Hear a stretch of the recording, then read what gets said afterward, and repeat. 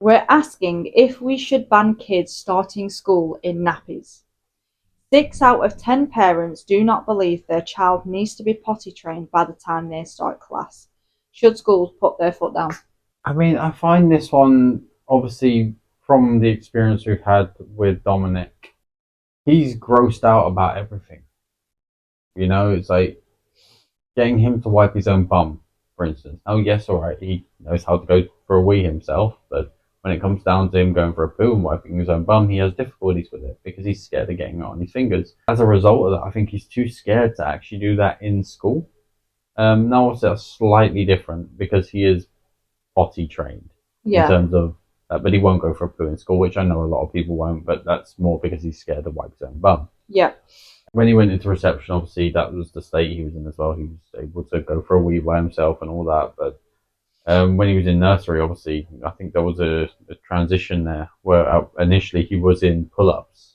Yes. But then I would ask the question of what about those same kids that I think if don't? there's a medical reason for it, then it should be allowed. Then I don't think there should be a rush on that.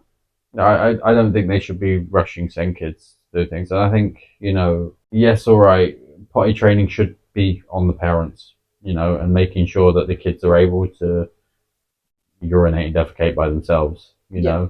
That is a responsibility of parents, and it shouldn't be a school responsibility. But at the same time, if will you sacrifice a child's education because they're not potty trained?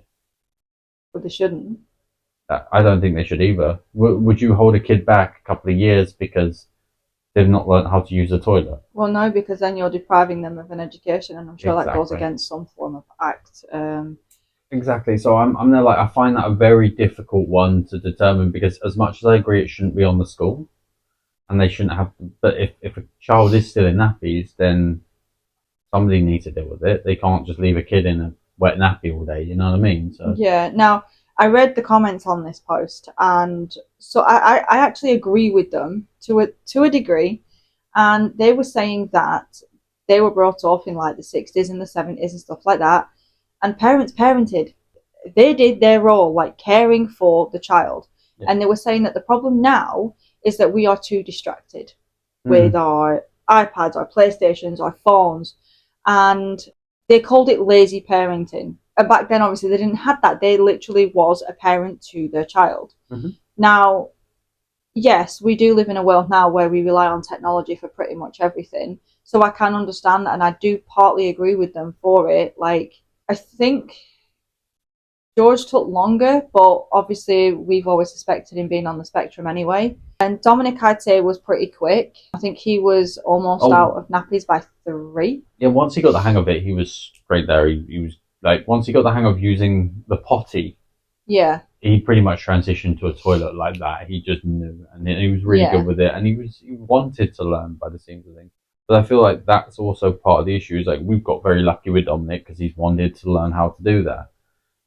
But with some kids, they don't care to. They don't want to learn. But do you think that should then fall on the parent to sort of try harder? Like, I get they might say, well, I'm doing everything I can. If there's more to be done, they should absolutely be doing it. Okay, so my question to you then is, what if they're doing everything they can, but that child is still refusing to control themselves? Like that child just doesn't care. They're like, well, I'm gonna wet my pants because I don't care. Mm. I don't care to go to the toilet. I know I should go to the toilet, but I don't care to, so I'm just gonna piss myself. But do you not think at that point then that that child may have something wrong with them? Probably. But if that child hasn't been diagnosed with anything, But you take them to the doctor and be like, look, or a health visitor, or whoever, whatever professional it may be. I've well, not yeah. been in that situation, so I don't know. But to take them somewhere and be like, this is his attitude towards it, Mm-hmm. and then they can look at other possibilities. But I ask the question: do you think teachers should be teachers and parents should be parents, or Well, do you think yes. teachers should be teaching the children potty training whilst trying to educate those who are already done? I think so. Okay, this is where it's going to get a little bit weird. I think if teachers see a child's development is suffering, that is what they're there for. They are there to encourage that child to develop further. That is part of schooling. Granted, they don't expect to be dealing with potty training. You know what I mean? But a teacher's not going to sit there If a child goes, oh well, I need a wee, they're not going to say, oh well, just wet yourself. They're going to say, go to the toilet, go have a wee. Yeah. So if a kid isn't doing that, then I feel like while they're in the school's care, it's up to the school to take care of that. Because I remember when I was in school, I was too scared to ask to go to the toilet when I needed to go to the toilet until I was absolutely busting. Yeah. So at that point, maybe because they encourage kids to brush their teeth, the kids are brushing their teeth in school these days. Why, in that regard, are they not suggesting, at break time, does any child need the toilet? Do it like that instead of make it like part of a engagement, so in that way you can try and get those kids that are struggling with potty training away from the nappies. Now, I don't agree that kids should be in nappies when they start school. Year one, they should already be out of nappies. I completely agree with that, unless if they have Medical some kind needs. of Yeah. difficulties. Now, I do agree that's on the parents. First and foremost, that's on the parents. But I also believe that teachers can assist with that. But I don't feel like teachers should be expected to change children's nappies. Because what would your view be if I said, Dominic's potty trained, we know this, he's doing fantastic, but he's not getting the best out of his education because teachers are spending time helping other children who aren't potty trained. Get TAs, get people that volunteer to help take that load off of the actual teacher. So try and aim to get some volunteer TAs that are trying to become teachers. They can volunteer as TAs, and many people want to volunteer as TAs to get that experience as a teacher. And granted, they're not exactly experiencing teaching at that point, but they are still teaching in some form. Obviously, now that's not going to be doable for every single scenario. Once they get to year 2 and 3, but is it their job to potty train on no, kids? I don't think it is their job to potty train, but I do think that they should assist because, all right. So the issue we got is right. We send a child to school in the morning, and that's our responsibility is done for that child, unless if something comes up. It's then the teacher and the school's responsibility to look after that child while they're not in our care, while they're in their care. Now that should go for all forms of care. What about this, for instance? Do you think it's a teacher's responsibility if Dominic happens to have an accident in school where he wets himself? Do you think it's a teacher's responsibility to find him a new pair of clothes and change him? Yes. Or do you think that they should call you in to get it done? Well, either or, it doesn't matter. I mean, okay. The only reason why I wouldn't agree with that is because if you're at work, right? Yeah, you haven't really got the time to and come out of work. and a teacher turns around and goes, right, okay, your kid's had an accident, they've wet themselves, can you come down to get him changed? Now, as much as you'll be like, yeah, sure, absolutely, that's going to still take potentially, half an hour. It depends where you work, but potentially take up to half an hour for you to get back from work because you're going to have to speak to your manager and be like, right, I need to go take care of my kid. That kid's then going to be in wet clothes for half an hour until you arrive. Do you not think at that point it should just be the teacher's responsibility to get them changed?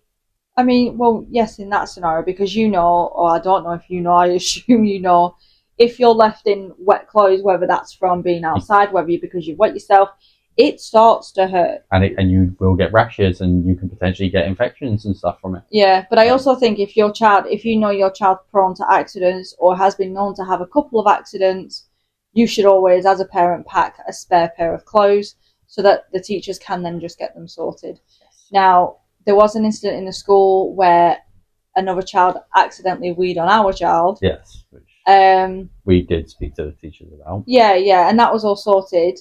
Now, they changed him, which I was really grateful for. Obviously, we washed the spare pair and brought them in. So I was really, really thankful that they did that, because had he been left like that, there would be complaints put in. Oh yeah, absolutely. There would be massive complaints put in. Okay, so then my point to you then is, what's the difference between changing clothes and changing a nappy? I suppose there's not much difference. I mean, it does take slightly longer to change a nappy. It may take slightly longer, but at the same time, it's like that's the same principle. It's just a different form of clothing. And to be fair, a nappy is more absorbent than clothes. Yeah. So a child could be in a wet nappy for a bit longer without suffering problems.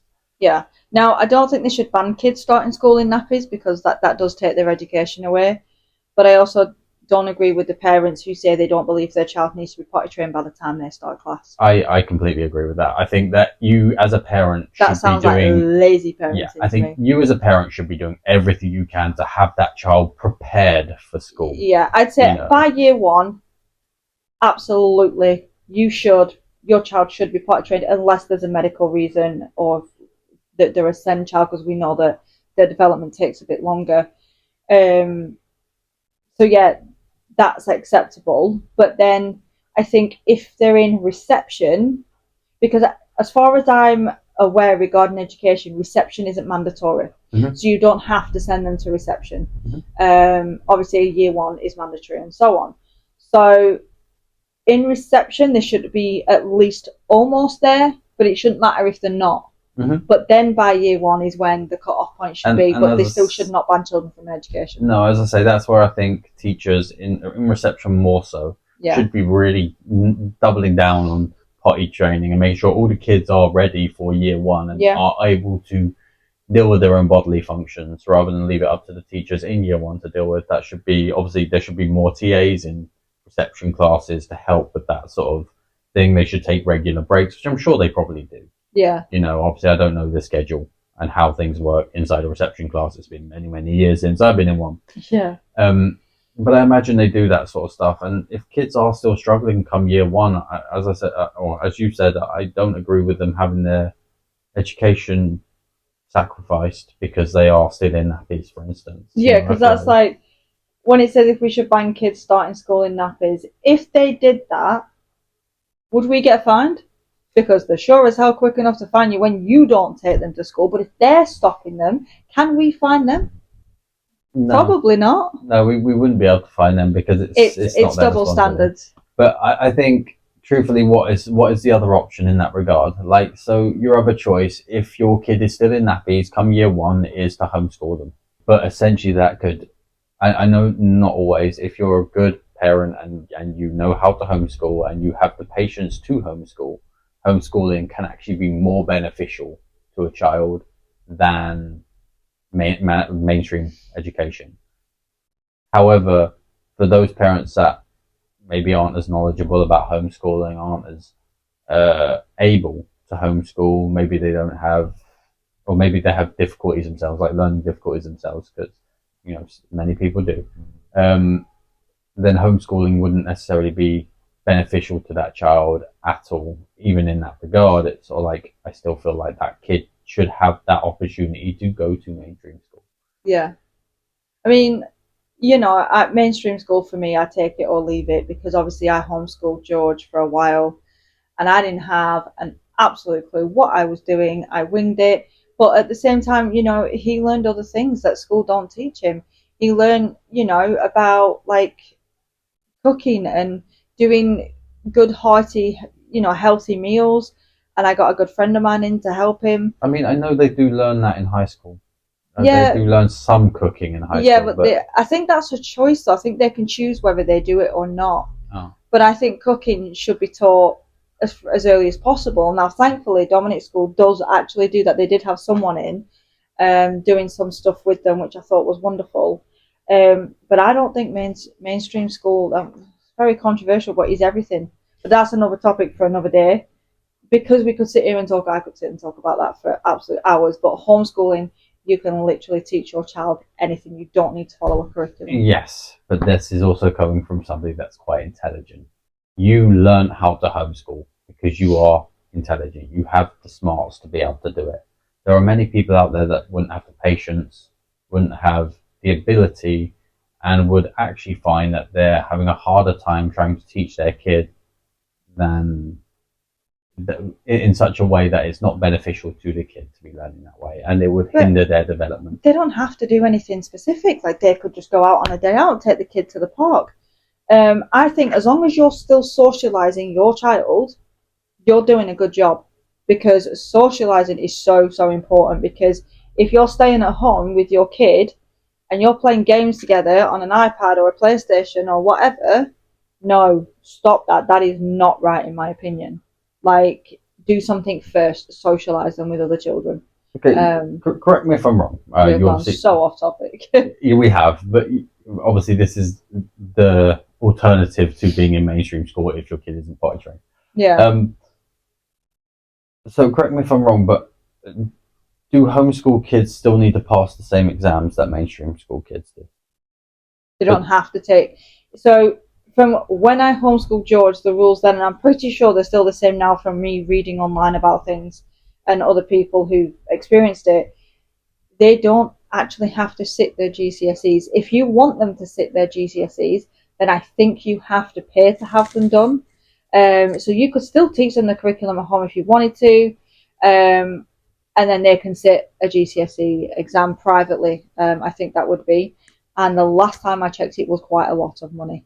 So if you're able to do that, great. But they don't have to. And I will sit here and tell you now that you do not need GCSEs to go and get a job.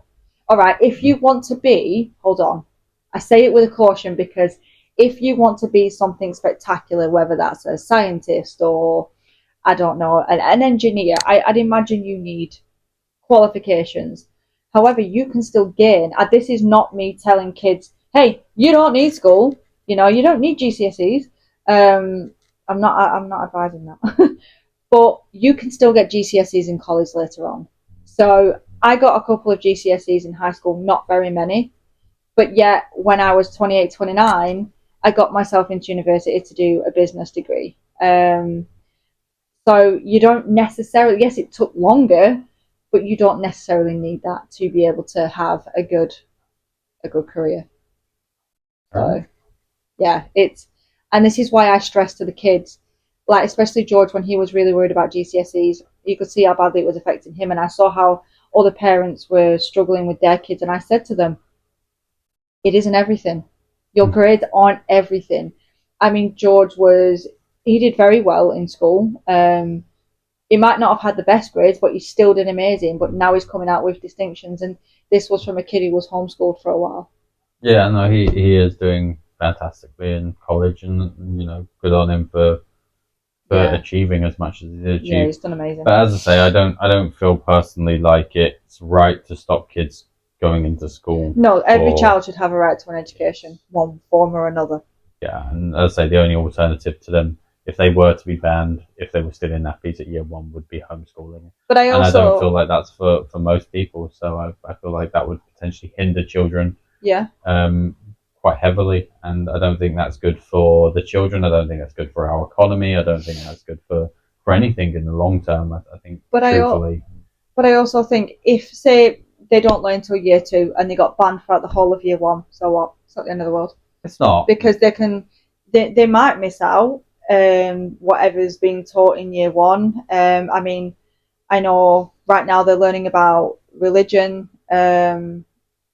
but you can teach that at home if you wish. Um, but you can send them into school in year two, and they start all over again. So I don't think missing year one is going to be that detrimental. Their important years are high school, in my opinion. But yeah, because that's obviously where you get your GCSE grades, and although they are not everything, they do help. Yeah, If you have because your GCSEs, obviously getting into colleges and then going on to uni and so on and so forth, it's a much easier transition if you go through GCSEs into college and so on and so forth. yeah, but I Um, don't think any work placement or college is going to say, "So how did you do in primary school?" no, no, Do you know what I mean? I They're don't think not it going to is. do that. So missing a year in primary school, I don't think is going to have a massive impact on the child. I mean, No, as long as they're being socialised and taught manners and just etiquette in general, then I don't think that kid would have a hard time going into year two, I like mean, integrating with other children.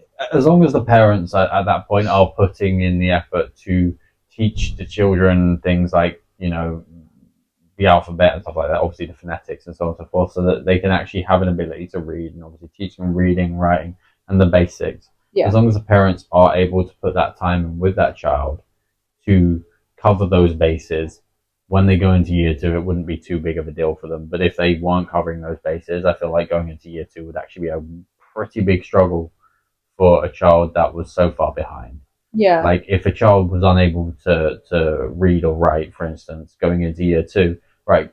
Don't get me wrong, I don't expect Shakespeare's after year one, but they still learn the sounds of letters. They learn how to combine those sounds to make words, and obviously that's we've seen Dominic's reading and how far that's came since reception, and to a point that now he's Yeah. reaching above his But age. saying that as well, though, like again, this is like changing sort of subject, still on schools, but being in year one, the stuff we learn about what he's been taught. Like, I had none of that. Some of the words he said, I'm like, what's that? Mm. Like, and I'm like, is that a bit much? Like, should what happened? It was so simple back, 20 years ago. Yeah, but I Well, think a bit to longer be than fair, I that. think that's a good thing. No, oh my God, 30 years But ago. I think that's a good Woo! thing because we are essentially what we're doing as a society is Growing. improving kids' education right from the get go. The more Yeah. they learn now, the less they have to learn later. Yeah. Or the more they learn now, the further they can go later. Because if you're in high school, hear me out, obviously it weren't like this, but if you got to year 8 and you were still struggling to read and write, well, you wouldn't do very well once it came to your GCSEs.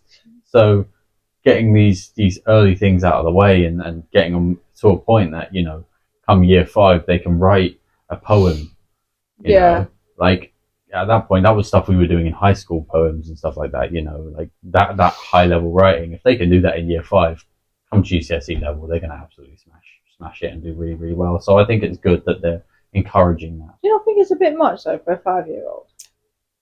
As long as the kid's still happy. Yeah. If I saw Dominic coming home and he was very upset and very stressed because he was struggling with something, I would start asking, well, what is it you're struggling with? Can I help? I'll try and help him with that and get him through that. But at the same time, if the class was moving on at such a pace that he couldn't keep up with, I might then go to the teachers and be like, is it not moving just a little bit too fast? Do you not think that this should slow down? Yeah. Because at that point, I'd be asking, are they aiming their education at the top 3% of the class or the class as a whole? If they're leaving people behind, and I'll be like, okay, I think you need to adjust Yeah. Fair and, enough. and come at it a bit slower. Yes. Um, Fair enough. but whilst he's still happy, healthy, and having fun, I don't see why they should slow it down Yeah. because he's doing incredibly. I mean, I know there'll be a lot of opinions out there from different people, some from homeschool parents, some from not. Like I say, on that post in particular, there was many, many different views, and some were actually arguing with each other, which we don't like on this page. So please, no arguing. Just be respectful of other people's opinions. Just let us know your thoughts, though. Like, so do you think schools should ban children if they aren't um, potty trained? Do schools need to get tougher? Let us know what you think. And you can give us a like and a follow on all our socials: TikTok, YouTube, Instagram, and Facebook, and email us at reasonableorridiculous@gmail.com.